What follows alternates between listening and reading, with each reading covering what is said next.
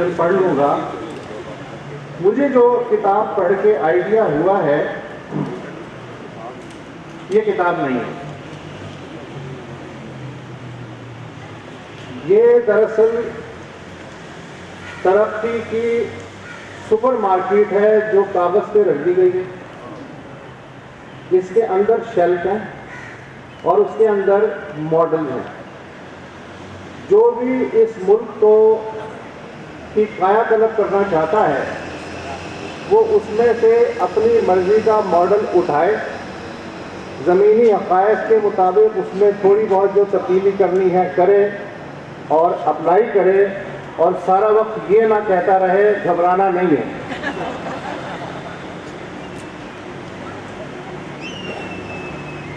ہم جو صحافی لوگ ہیں ہم نوحہ گری اور مرثیہ پڑھنے میں بہت ماہر ہیں. یہ قیامت آ گئی, وہ آفت ٹوٹ گئی, اب کیا ہوگا, حالات بڑے خراب ہیں, کل کی کیا خبر ہے. ہمارا پیشہ اور ہماری زندگی انہی چیزوں کے گرد گھومتی رہتی ہے, کیونکہ اس سے ریٹنگ آتی ہے, کیونکہ اس سے ہم آڈینس کو اٹریکٹ کرتے ہیں, ریڈر کو اٹریکٹ کرتے ہیں. انگریزی میں آپ کو بے شمار کتابیں مل جائیں گی جن میں پرابلمز آئیڈینٹیفائی کرنے کے ساتھ ساتھ سولوشنز بھی ہوتے ہیں. آپ ان سے اختلاف کر سکتے ہیں, لیفٹ اور رائٹ میں بانٹ سکتے ہیں, مڈل آف دا روڈ بھی ہو سکتا ہے, لیکن سولوشن بھی ہوتے ہیں.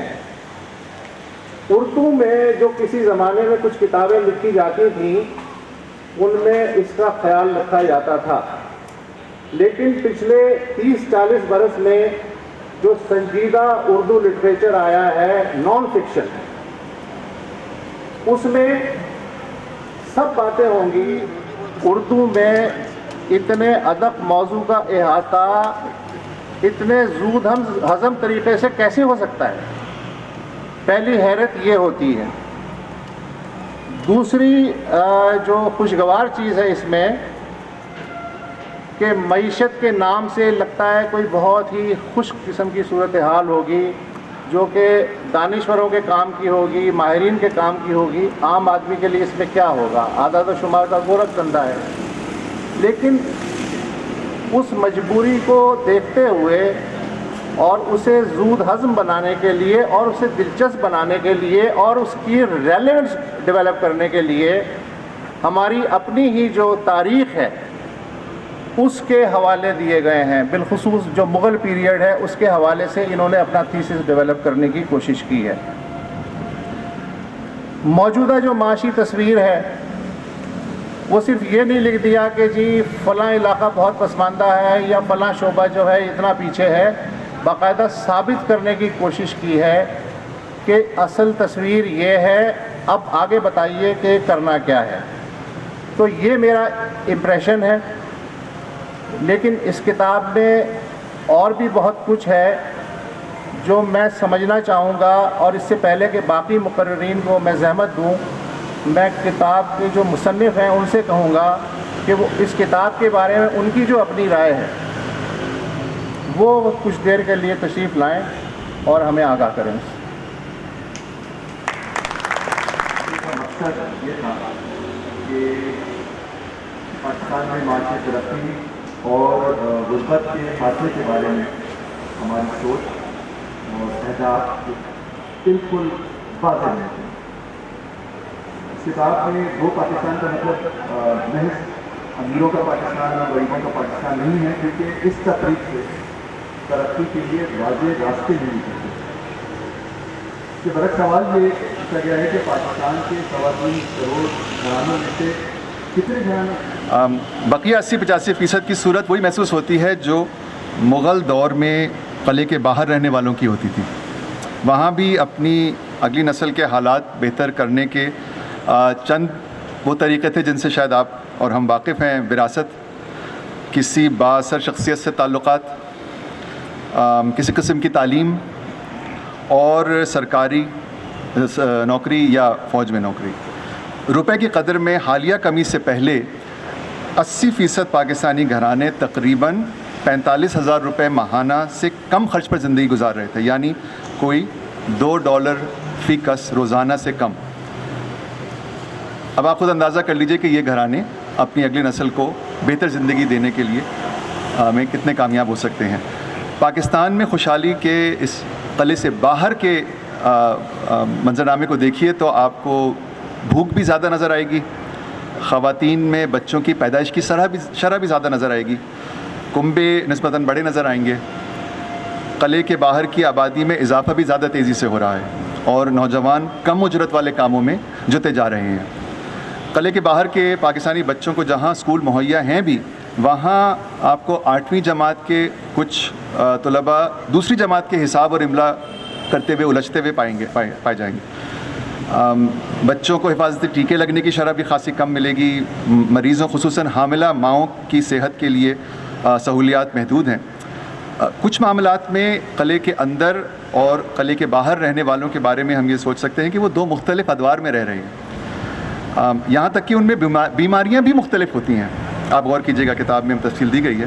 اس کتاب دو پاکستان کا اصل ثمر یہ ہے کہ خوشحالی کے قلعے کی ان فصیلوں کو ڈھا کر ہر پاکستانی گھرانے تک خوشحالی کیسے پہنچائی جائے۔ غربت کا خاتمہ کرنے والے جس ملک کی مثال دیکھیے، اس میں ساتھ ساتھ معیشت کی پیداواری مالیت یعنی GDP میں زبردست اضافہ ضرور ملتا ہے۔ جس طرح کوئی گھرانہ ایک بچے کو ڈاکٹر بنانے کے لیے دور رس اہداف طے کرتا ہے اور 20-25 سال تک اس کے لیے محنت کرتا ہے، اس طرح دیکھیے 1980 میں چین کی تاریخ ساز ترقی کے خالق پریمیئر ڈینگ جیوپنگ نے فیصلہ کیا کہ چین اپنی پیداوار کی مالیت یا GDP کو 20 سال میں 4 گنا کر دے گا، اور ہوا وہی جو چین کے اہداف کے ساتھ عموماً ہوتا ہے۔ چین نے سن 2000 تک اپنی پیداوار کو 4 گنا نہیں بڑھایا، اس کو 6 گنا بڑھا لیا، اور اس پورے عرصے میں 20 برس کے عرصے میں GDP کی نمو ہر سال 10% تھی۔ اس عرصے میں چین نے غربت میں تاریخی کمی لا کر دکھائی۔ خاص طور پر غور کیجیے گا کہ 20ویں صدی کے آخری برسوں میں اس کے 8-7 منصوبے کے تحت 8 کروڑ چینیوں کو 7 برس میں غربت سے نکالا گیا۔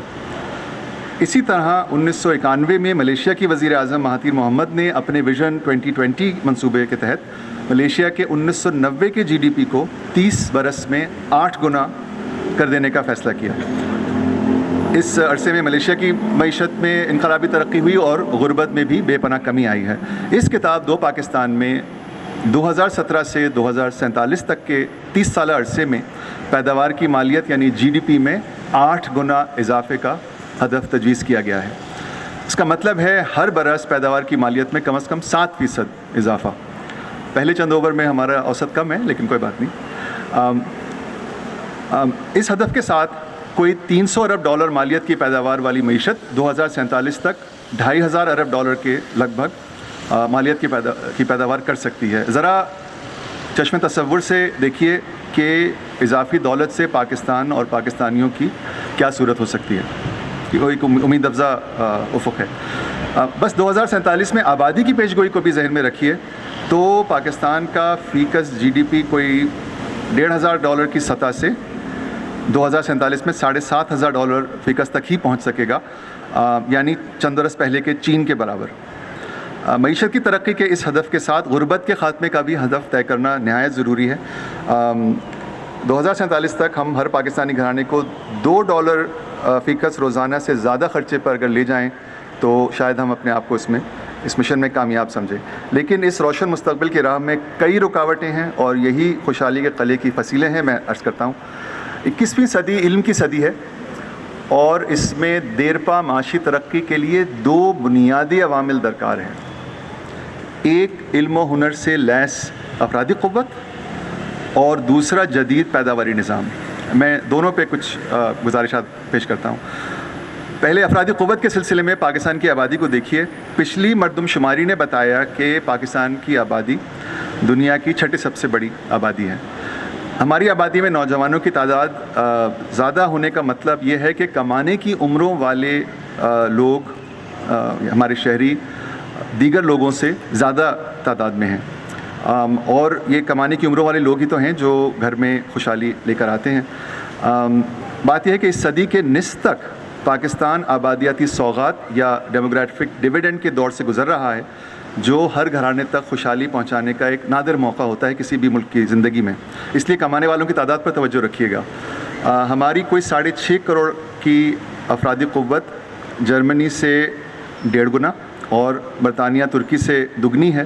اس میں بقیہ دنیا کی طرح کام کی عمروں کے مرد کوئی 80% ایکچولی کام کر رہے ہیں اور اپنے گھرانوں کے لیے کما رہے ہیں، لیکن کام کی عمروں کی خواتین میں سے صرف 30% کما رہی ہیں، جبکہ دنیا میں یہ شرح 50% کے قریب ہے۔ اس لیے کوئی 2 کروڑ خواتین افرادی قوت سے غائب ہیں۔ اگر 2047 میں کام کی عمروں کی ہماری خواتین میں سے 50% کام کر رہی ہوئی تو پاکستان کی افرادی قوت 15 کروڑ ہوگی، جو امریکہ کی اس وقت کی افرادی قوت کے تعاقب میں ہوگی۔ یوں ہر گھرانے میں ایک سے زیادہ کمانے والے کے ذریعے غربت میں کمی کا ہدف پورا ہو سکتا ہے، لیکن ہمیں اپنی خواتین کے لیے کمانے کے سلسلے میں بے پناہ آسانیاں پیدا کرنی ہوں گی، جن کی تفصیل کتاب میں موجود ہے۔ اس علم کی صدی میں علم پر مبنی کام ہی تو ہے جو خوشحالی لاتا ہے، لیکن ہماری افرادی قوت میں آج 40% افراد ان پڑھ ہیں اور کوئی 3/4 بنیادی دستی مشقت سے کما رہے ہیں۔ یہ غور کیجئے کہ ترکی کے صدر اردوان کے ابتدائی دور کی تیز رفتار ترقی کے دوران ترکی میں غربت میں کمی آئی۔ تفصیلی تجزیات یہ بتاتے ہیں کہ جن ترک شہریوں کے پاس اعلیٰ تعلیم تھی وہ اپنے حالات بہتر کرنے میں سب سے زیادہ کامیاب ہوئے، اور جن کے پاس میٹرک کی سند تھی وہ اس کے بعد، اور معاشی ترقی سے سب سے کم فائدہ ان پڑھ ترک شہری اٹھا سکے۔ اور یہ دنیا بھر کا تجربہ ہے کہ معاشی ترقی سے اصل فائدہ وہ اٹھا سکتے ہیں جن کے پاس تعلیم ہے، اعلیٰ تعلیم ہے۔ کوئی تعجب کی بات نہیں ہے کہ ناخواندہ سربراہ والے پاکستانی گھرانوں میں غربت سب سے زیادہ پائی جاتی ہے۔ غربت کے خاتمے کے لیے علم و ہنر کے انفراسٹرکچر کو ہمیں بہت وسعت دینی ہوگی۔ اب ہم دوسرے پہلے کی طرف آتے ہیں۔ دیرپا معاشی ترقی کے راستے میں ایک طرف ہماری افرادی قوت سے متعلق رکاوٹوں کا میں نے ذکر کیا، دوسری طرف ہمارے پیداواری نظام ہے۔ اب بنیادی حقیقت یہ ہے کہ آج ہمارا پیداواری نظام ملکی پیداوار کی مالیت میں تیز رفتار اضافے پر مرکوز ہے ہی نہیں۔ ہماری معیشت کے کئی شعبوں میں پیداواری ترتیب اس نظریے پر مبنی ہے کہ پیداوار کی مالیت کو صرف چند خاندان آپس میں بانٹ لیں، اور اس کی قوی ترین مثالوں سے آپ واقف ہیں۔ وہ شعبے ہیں جہاں حکومت کا قیمتیں طے کرنے کا میں دخل بہت زیادہ ہے، مثلاً گندم اور شکر کی پیداواری سلسلے۔ یہ شعبے ہمارے جمود و سکوت کی معیشت کے علمبردار ہیں۔ اب جمود کا توڑ حرارت ہے، اور معیشت کی خصوصیت یہ ہے کہ اس میں حرارت مل بانٹ کر کھانے سے نہیں مقابلے سے ممکن ہوتی ہے۔ تیز رفتار ترقی کے ساتھ غربت کا خاتمہ کرنے والے ممالک اپنے پیداواری اداروں کو آپس میں مقابلے کی ترغیب دیتے ہیں۔ یہی نہیں، ان پیداواری اداروں کو عالمی منڈیوں میں دوسرے ملکوں کے پیداواری اداروں سے مقابلہ کر کے جیتنے کا بھی تقاضا کرتے ہیں۔ اس کی وجہ یہ ہے کہ 21ویں صدی کا اصل میدان جنگ عالمی معیشت ہے، اور اس میدان میں بہتر سے بہتر اشیاء اور خدمات کے ذریعے مقابلہ کرنے سے ہی معاشی قوت بڑھتی ہے۔ پچھلے 30 برسوں میں جہاں ہم نے اپنی معیشت کو عالمی معیشت سے گریز پر مائل رکھا ہے، وہاں چین نے بین الاقوامی سطح پر مقابلے کو قومی وقار کا ستون بنا دیا ہے، اور یہ مثال ہمیں سامنے رکھنی ہے۔ علم کی صدی میں عالمی معیشت کی بساط کو بھی سمجھ لیجئے۔ عالمی معیشت کی چوٹی پر وہ ممالک ہیں جو نئے علم کی تخلیق کر رہے ہیں اور اس کے ذریعے نئی اشیاء اور خدمات بلکہ نئے شعبے تخلیق کر رہے ہیں۔ اس لیے اس صدی میں جدت و ترقی کے اس عمل سے نابلد ہونا ہی ہماری پسماندگی کی تعریف ہے۔ اس معاملے میں ہماری معیشت جدید عہد کے ساحل پر ہی کھڑی نظر آتی ہے۔ جن شعبوں کا عالمی سطح پر سب سے زیادہ جن کی برآمدات ہیں، ان میں ہماری کوئی خاص برآمدات ہیں ہی نہیں، اور ہم پچھلی کئی دہائیوں سے وہی چند اجناس برآمد کر رہے ہیں۔ اگلے 30 برس میں ہمیں چین کی طرح زیادہ کمائی والے شعبوں کی طرف کوچ کرنا ہوگا۔ اب افرادی قوت اور پیداواری نظام، ان دونوں کی حقیقتوں پہ ہم نے کچھ غور کیا۔ اب ان کی بنیاد پر ایک مربوط حکمت عملی کی طرف چلتے ہیں۔ میری تجویز یہ ہے کہ ہمیں قلعے کے اندر اور باہر دونوں کے پاکستانیوں کی صلاحیتوں کو استعمال کرنا ہوگا۔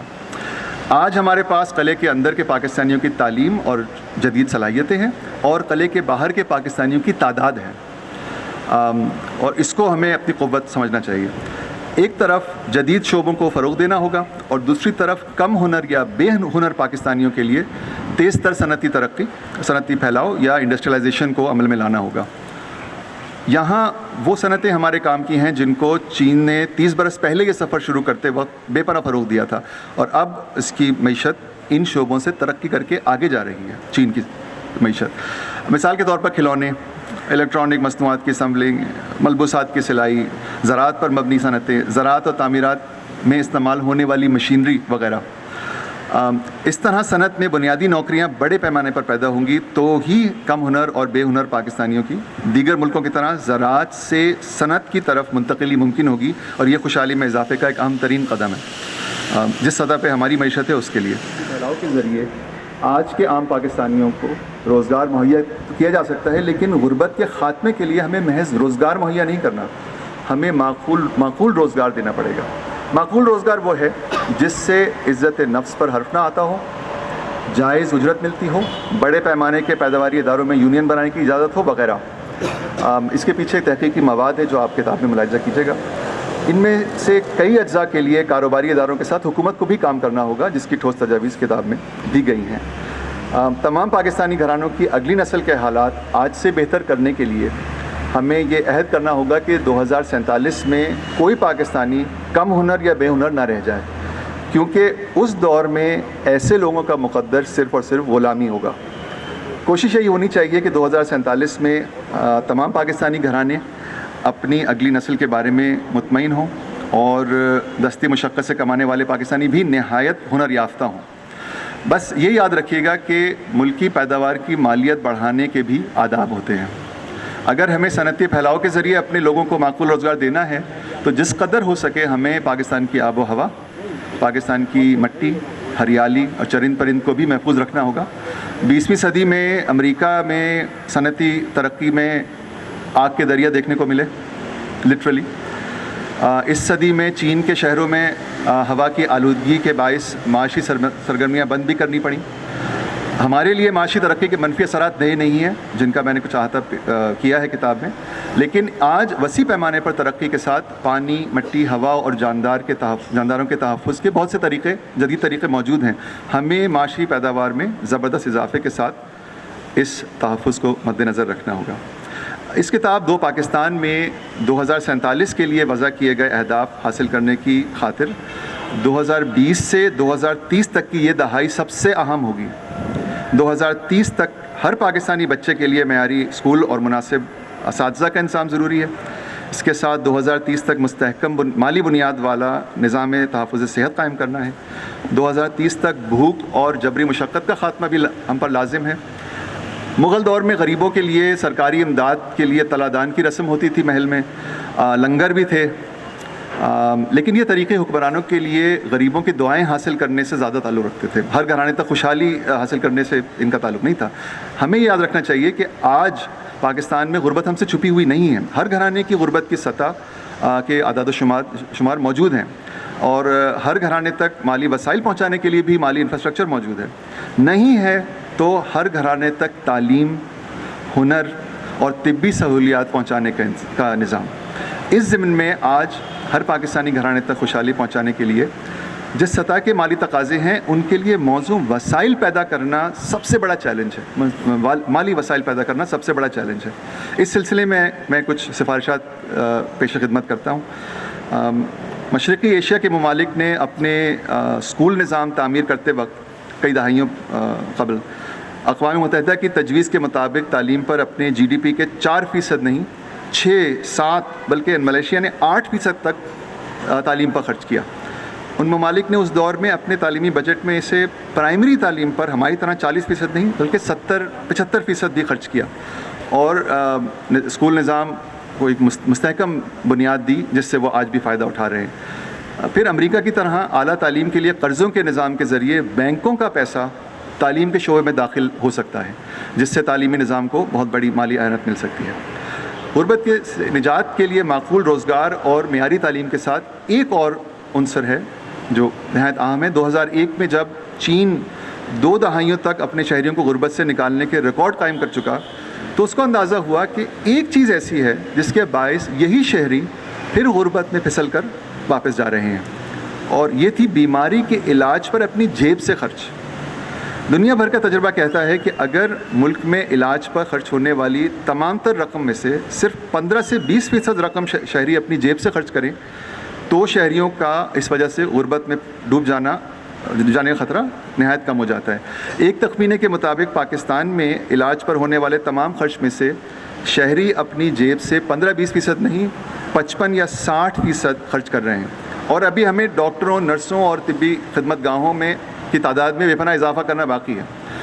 تو پھر تاریخ سے کچھ سیکھ لیتے ہیں۔ 1605 میں شہنشاہ جہانگیر نے تخت پر بیٹھتے ہی جو 12 احکامات جاری کیے تھے، ان میں 9واں حکم یہ تھا کہ بڑے بڑے شہروں میں مریضوں کے علاج معالجے کے لیے شاہی اسپتال قائم کیے جائیں جن کا خرچ سرکاری محاصل سے پورا کیا جائے اور رعایا پر اس کا بوجھ نہ ڈالا جائے۔ اب افسوس کہ اس حکم کے ساتھ خاطر خواہ بجٹ مختص نہیں کیا گیا۔ جدید عہد میں صحت عامہ کی مالی بنیاد محض حکومتی بجٹ نہیں ہوتا۔ اس صدی کے پہلے 15 برس میں ترکی تحفظ صحت کا ایسا نظام قائم کر چکا ہے جس کی مالی بنیاد حکومتی بجٹ نہیں، تمام ترکی شہریوں کی طرف سے دی جانے والی رقوم ہے۔ ہمیں یہ 2030 تک ایسا نظام قائم کرنا چاہیے۔ اب آخر میں سب سے اہم بات یہ ہے کہ ہر پاکستانی گھرانے تک خوشحالی پہنچانے کا مقصد پاکستانی خواتین کے مقدر سے منسلک ہے۔ دنیا بھر میں معاشی خوشحالی پھیلانے میں جتنی بھی کامیابیاں حاصل ہوئی ہیں ان میں یہ بات اخذ کی گئی ہے ان سے کہ کوئی قوم اپنی ترقی کے لیے جس عمل سے سب سے زیادہ فائدہ اٹھا سکتی ہے وہ یقیناً تمام خواتین کو تعلیم دینا ہے۔ یہ میں تحقیق سے عرض کر رہا ہوں۔ آج خوشحالی سے متعلق ہر اہم معاملے میں ہماری خواتین مشکل میں نظر آتی ہیں، خاص طور پر قلعے سے باہر، کم تعلیم، کم عمر میں شادی، کم عمر میں اور کم وزن میں ماں بننا اور طبی پیچیدگیاں جھیلنا، نومولود کا بھی کم وزن ہونا جو سٹنٹنگ کو فروغ دیتا ہے وغیرہ۔ پھر کمانے کی عمروں کی جو خواتین کام کر رہی ہیں ان میں سے زیادہ تر آج بنیادی دستی مشقت سے کما رہی ہیں۔ ان تمام مسائل کے باوجود پاکستانی خواتین کی صلاحیتوں کے بارے میں آج کوئی ابہام نہیں ہے، اور ملک کی معیشت کی ترقی کے لیے ان کی خدمات کے بارے میں کوئی ابہام نہیں ہے۔ ملک کی ترقی میں ان کے شانہ بشانہ کام کر کے پاکستانی گھرانے، ہر پاکستانی گھرانے تک خوشحالی پہنچانے کے لیے ہماری فکر میں تازگی اور ہمارے ارادوں میں فولاد بھرنے کی دیر ہے، اور ہمارا مل کے اس پہ کام کرنے کی دیر ہے۔ بہت شکریہ۔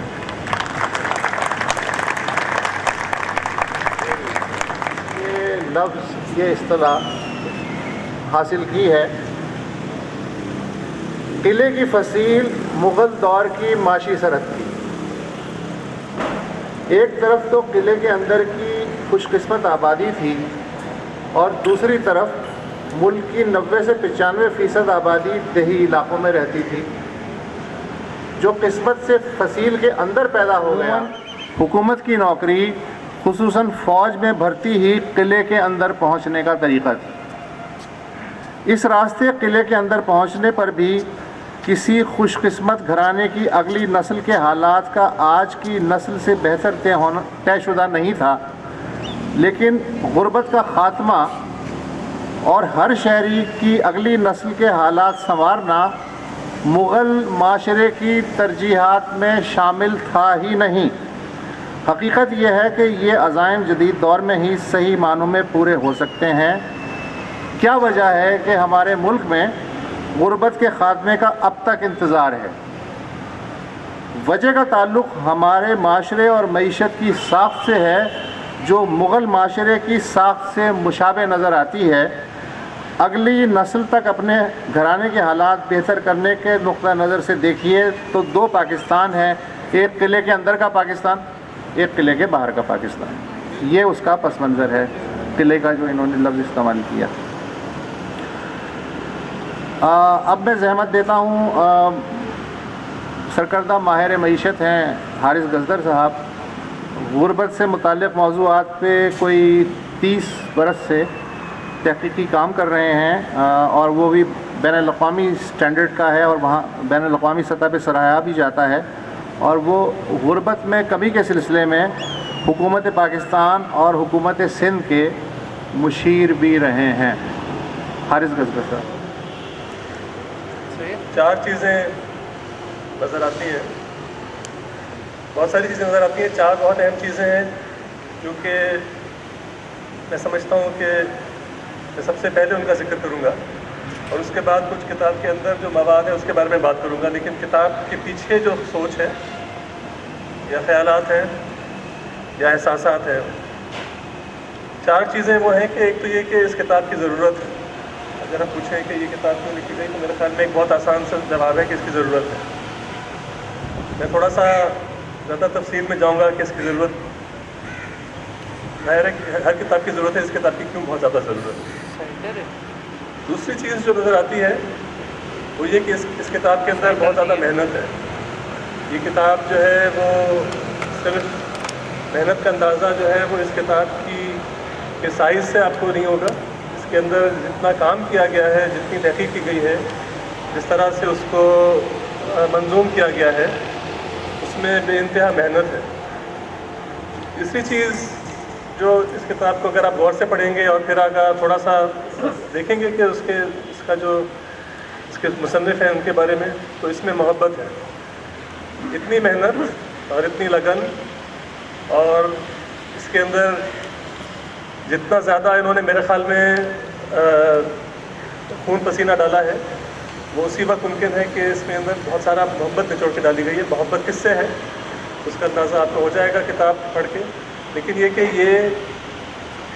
وہ جو محبت ہوتی ہے، بہت پہلے ان سے میری ایک بات ہوئی تھی، وہ بتا رہے تھے کہ میں کتاب کیوں لکھ رہا ہوں. بہت ساری وجوہات تھیں، اس میں سے ایک وجہ یہ تھی، ان کا یہ خیال تھا کہ بہت سارے ایسے احباب ہیں، وہ لوگ جن سے وہ محبت کرتے ہیں، جن کے پاس یہ مواد ہونا چاہیے، اور جو کہ جن کے ذہن میں ان چیزوں کے بارے میں معلومات ہونی چاہیے.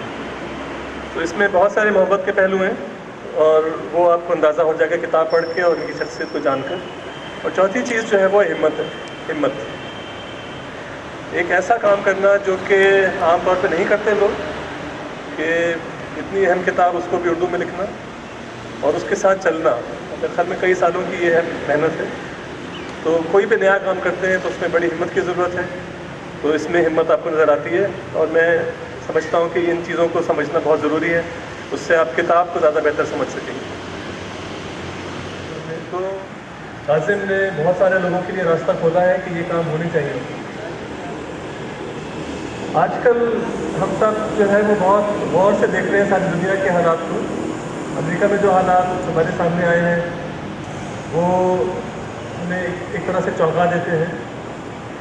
اس میں ایک چیز جس کی ایک خاص اہمیت ہے ان حالات میں. اگر آپ دیکھیں جو آج کل بات ہو رہی ہے، دنیا میں مختلف انڈیکسز بنے ہوئے ہیں ڈیموکریسی کو دیکھنے کے لیے، فریڈم کو دیکھنے کے لیے. وہ سارے تقریباً ان کا جو تبصرہ ہے وہ ایک ہی ہے، وہ یہ کہ آج دنیا جو ہے وہ ایک ایسے دور سے گزر رہی ہے جہاں پر پہلے زمانے میں، آج سے کچھ سال پہلے، کچھ دہائیوں پہلے جو ہے وہ ایک بڑا مسئلہ تھا سینسرشپ کا. ایک جو چیز آج کے دور میں بہت زیادہ نظر آ رہی ہے وہ ہے ڈس انفارمیشن. امریکہ میں اس کو فیک نیوز کہا جا رہا ہے، یہاں بھی ہم کہتے ہیں فیک نیوز ہے. تو دنیا میں ہر جگہ ہو رہا ہے، صرف پاکستان میں نہیں ہو رہا. لیکن پاکستان میں اس میں ایک خاص، اس کا ایک ہمارے اپنے معاشرے کا ایک رنگ ہے اس میں، اور وہ یہ ہے کہ genuine news, facts, analysis, philosophical thinking, تمام وہ چیزیں جس میں آپ کا دماغ اپلائی ہوتا ہے حقائق کے اوپر، اور جس کے ذریعے آپ ایسے نتائج اخذ کر سکتے ہیں جن کے پیچھے کوئی ثبوت ہوتا ہے، جو کہ آپ کی شخصیت اور آپ کے جملے کے بعد وہ ان کی کوئی اوقات ہوتی ہے. وہ ساری بحث، وہ ساری معلومات، وہ سارا نیریٹو، وہ سارا ڈسکورس، وہ اس وقت انگریزی میں ہو رہا ہے. یہاں ہمیشہ ایسا نہیں ہوتا تھا، لیکن وہ سارا کچھ انگریزی میں ہو رہا ہے. لیکن سارا فیک نیوز جو ہے تقریباً پاکستان میں وہ اردو میں مینوفیکچر ہو رہا ہے اور اردو میں استعمال ہو رہا ہے. آج جو ہے وہ ہم خوش قسمت ہیں کہ ہمارے میزبان وسعت اللہ ہیں، جو کہ اس انڈسٹری سے تعلق رکھتے ہیں جہاں پہ وہ ایک منفرد کام کر رہے ہیں اپنے کالج کے ساتھ. کہ بہت کم، مطلب ٹیلی ویژن ہے، اور ٹیلی ویژن کے اوپر جو چیزیں ہو رہی ہیں، سوشل میڈیا پہ جو چیزیں ہو رہی ہیں جو اردو میں ہو رہی ہیں، ان کی بہت زیادہ طاقت ہے، ان کا بہت پاور ہے. لوگوں کا ذہن بنانا، لوگوں کو چیزوں کے بارے میں مائل کرنا، پروپیگنڈا، وہ سارا کچھ اردو میں ہو رہا ہے. تو اردو یہ نہیں کہ اردو پاورفل نہیں، بہت پاورفل ہے، لیکن اردو جو ہے وہ اس میں کوئی سوچ، حقائق کے اوپر بحث، کسی قسم کی جو ہے وہ فلسفیانہ بات، یہ ساری چیزوں سے آری ہے. وہ اگر آپ اردو کو استعمال کر رہے ہیں، اردو کو سمجھ رہے ہیں، اردو میں بحث کر رہے ہیں، جو کہ کر رہے ہیں، آپ کے پاس وہ پل نہیں ہے. وہ ساری چیزیں موجود ہیں انگریزی میں، اور وہ آپ کے پاس آسانی سے موجود نہیں ہے. تو یہ کتاب جو ہے میرا خیال ہے کہ ایک اس طرح سے ایک پل بن سکتی ہے، اور اس طرح سے ہمیں بہت سارے پل چاہیے. اعداد و شمار جو ہے وہ موجود ہیں دنیا میں. اس وقت اگر آپ کسی چیز کے اوپر بھی اعداد و شمار حاصل کرنا چاہیں تو آپ انٹرنیٹ پہ جائیں. تقریباً جتنے بھی عالمی ادارے ہیں جو کہ اعداد و شمار جمع کرتے ہیں، اب ان کی اوپر ایک پابندی ہے کہ وہ ہر چیز کو انہیں پبلک کرنا ہے. آپ اپنی ویب سائٹ پر ان کو ڈالنا ضروری ہے، اور بہت سارے ملکی ادارے بھی یہی کر رہے ہیں. تو اعداد و شمار کی موجودگی جو ہے اس وقت ہمارے لیے ایک مسئلہ نہیں ہے، لیکن ان کی بھرمار جو ہے وہ ایک مسئلہ ہو سکتی ہے. اور اس میں بھی اس کتاب کا ایک بہت اہم کنٹریبیوشن ہے، وہ یہ ہے کہ اعداد و شمار کو ایک طرح سے منظوم کرنا، ان کو ایک طرح سے ایک ترتیب میں لانا، ایک لحاظ سے ان کے جو بھی ایک سوچ ہے اس کے سانچوں میں رکھنا. ان میں صرف وہی معنی آپ ڈال سکتے ہیں جو کہ آپ کے پہلے سے آپ کا مقصد ہے. تو ظاہر ہے یہ کتاب اس طرح کی نہیں ہے. کتاب جو ہے وہ جو سانچے بنا رہی ہے، وہ جو خانے بنا رہی ہے جن کے اندر اعداد و شمار کو آپ کو رکھنا ہے، وہ کہیں اور سے آ رہے ہیں. وہ ایک سوچ سے آ رہے ہیں، وہ ایک تاریخ کے مطالعے سے آ رہے ہیں. جو موازنہ کیا گیا ہے مختلف معاشروں کا اور ہمارے معاشرے کا بھی اس کی تاریخ کے ساتھ، وہاں سے آ رہے ہیں، اور اس کے بعد ان کے اندر اعداد و شمار رکھے جا رہے ہیں. تو اعداد و شمار اس کتاب میں بہت زیادہ ہیں، لیکن وہ اس طرح سے پیش کیے گئے ہیں جن سے آپ کوئی معنی اخذ کر سکتے ہیں. ہم کسی بھی کتاب یا کسی بھی تھیسس میں جو خانے بنائے جاتے ہیں، جو سانچے بنائے جاتے ہیں، ہم ان سے اختلاف کر سکتے ہیں، ہم ان سے بحث کر سکتے ہیں، لیکن یہ کہ پھر اس کے سامنے، اس کے مقابلے میں آپ کو نئے سانچے بنانے پڑیں گے، اور ان کو بھی اسی انداز سے کسی منطق کے ذریعے بنانا پڑے گا. تو اس کتاب میں ایک منطق کے ذریعے کچھ سانچے بنائے گئے ہیں، اور اس میں پھر اعداد و شمار رکھے گئے ہیں. اعداد و شمار کی بنیاد پہ پھر مزید بحث کی گئی ہے. یہ ایک بہت زبردست ڈسپلن ہے کام کرنے کا، سوچ بڑھانے کی. تو تیسری چیز جو میں کہنا چاہوں گا وہ یہ ہے کہ ایک بہت اہم طریقہ ہے سیکھنے کا. ایک بہت اہم طریقہ ہوتا ہے ایویڈنس کو یا ثبوت کو سامنے لانے کا، اور اس میں اس کے دو جو ہیں وہ دو طریقے ہوتے ہیں سماجی علوم میں. ایک یہ ہوتا ہے کہ آپ موازنہ کریں ایک جگہ کا دوسری جگہ کے ساتھ، ایک فرد کا ایک اور فرد کے ساتھ، یا ایک گروہ کا دوسرے گروہ کے ساتھ. اس کے بنیاد پہ آپ معلوم کریں کہ میرا جو بھی مدعا ہے وہ اس میں کتنا دم. دوسرا طریقہ ہوتا ہے کہ آپ ایک دور اور دوسرے دور، ایک وقت اور دوسرے وقت کا موازنہ کرتے ہیں. اس کتاب میں اگر آپ مارکسی انداز سے دیکھیں وہ طبقات ہیں کہ کچھ طبقات ہیں جو کہ ان کے پاس طاقت ہے، اور کچھ ہیں جن کے پاس طاقت نہیں، ان کا لیکن آپس میں تعلق ہوتا ہے.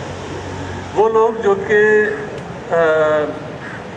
نیشنلزم میں بلیو کرتے ہیں، اور جو ہیں اگر قلعے کی یہ انالوجی ہم لے کے چلتے ہیں، قلعے کی فصیلیں، قلعے جو ہیں وہ ٹوٹ جاتے ہیں اگر ان پہ محنت نہ کی جائے، اگر ان کی دیواروں کی مرمت نہ کی جائے، ان کو ہمیشہ جو ہے وہ اونچا نہ کیا جائے، پکا نہ کیا جائے، ان میں جو سوراخ ہو جاتے ہیں ان کو بھرا نہ جائے، تو ان کی دیواریں ٹوٹ جاتی ہیں، قلعے جو ہیں ان کی فصیلیں ٹوٹ جاتی ہیں. ہر قلعے کے کھنڈرات آپ کے سامنے ہیں. یعنی آج کے دور میں ہم جب کسی بھی قلعے کو دیکھتے ہیں تو وہ کھنڈر ہوتا ہے، اس کی دیواریں ٹوٹی ہوئی ہوتی ہیں. تو وہ کیا قوتیں ہیں، وہ کون لوگ ہیں، ان کے کیا مفادات ہیں، ان کی کیا اکانومی ہے، ان کی کیا پالیٹکس ہے جو کہ ان فصیلوں پہ انویسٹمنٹ کرتے ہیں. ظاہر ہے کہ ہمارا یہ خیال ہے کہ جو اندر کے لوگ ہیں وہی انویسٹمنٹ کر رہے ہوں گے، اگر ان کا مقصد یہ ہے کہ باہر کے لوگوں کو باہر رکھیں. تو بہت ساری سیاسی بحث جو ہے وہ اس کے اوپر ہے کہ اندر کون ہے، باہر کون ہے، اور باہر کس کو رکھا جائے گا اور کیوں رکھا جائے گا، کس طرح سے رکھا جائے گا. تو یہ 4-5 چیزیں جن کا ذکر کیا گیا کہ یہ قلعے کی فصیلیں ہیں، ان تمام کے اندر ایک سیاست ہے. تعلیم کے اندر اثاثوں کی ملکیت کے اوپر، تعلقات کے اوپر، اور تنخواہ والی نوکریوں کے اوپر، ہر ایک کے اوپر سیاست چلتی ہے. تو یہ بہت اچھی ترکیب ہے، اور اس سے ہم بہت ساری اپنی سیاست کو سمجھ سکتے ہیں غیر جذباتی انداز سے. کہ یہ دنیا میں ہر جگہ ہوتا ہے, یہاں اس طرح سے ہو رہا ہے اور اس طرح سے سمجھا جائے. لیکن اس کتاب کی بڑی اہمیت یہ ہے کہ وہ یہ بتا رہے ہیں کہ یہ قلعے کی جو فصیلیں ہیں پاکستان میں جس طرح سے ان کو برقرار رکھا گیا ہے, اس سے قلعے کے اندر رہنے والے جو ہیں تھوڑے بہت خوشحال ہیں, لیکن وہ اتنے خوشحال نہیں ہیں جتنے دوسرے قلعے کے لوگ ہیں.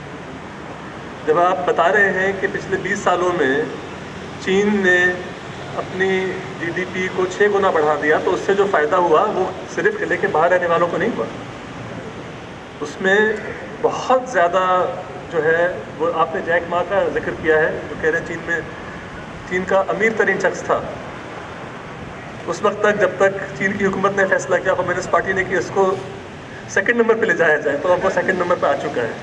اگر وہ کہیں گے کہ 3rd پہ لے جائے تو وہ لے جائیں گے. وہ قلعے کے اندر کچھ لوگ ہیں, جیک ما بھی تھا اور ہے رہے گا, لیکن قلعے کے اندر کی جو تنظیم ہے وہ اس طرح سے چل رہی ہے.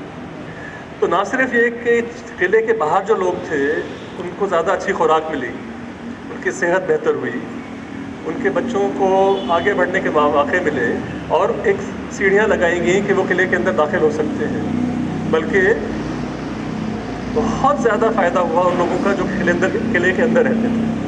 تو اس پہ ذرا سوچنا پڑے گا کہ یہ پاکستان کے ساتھ کیا ہوا ہے پچھلی کئی دہائیوں سے, کہ یہاں پر جو قلعے کے اندر کے لوگ ہیں ان کو بہت زیادہ دلچسپی نہیں ہے کہ اس قلعے کی معیشت جو ہے وہ بہتر.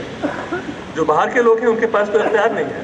سوال یہ پیدا ہوتا ہے کہ قلعے کے اندر کے جو لوگ ہیں انہیں اتنا شوق کیوں نہیں ہے کہ قلعے کی معیشت اچھی ہو, کیونکہ یہ بہت ساری چیزیں ان کے اختیار کے اندر ہیں.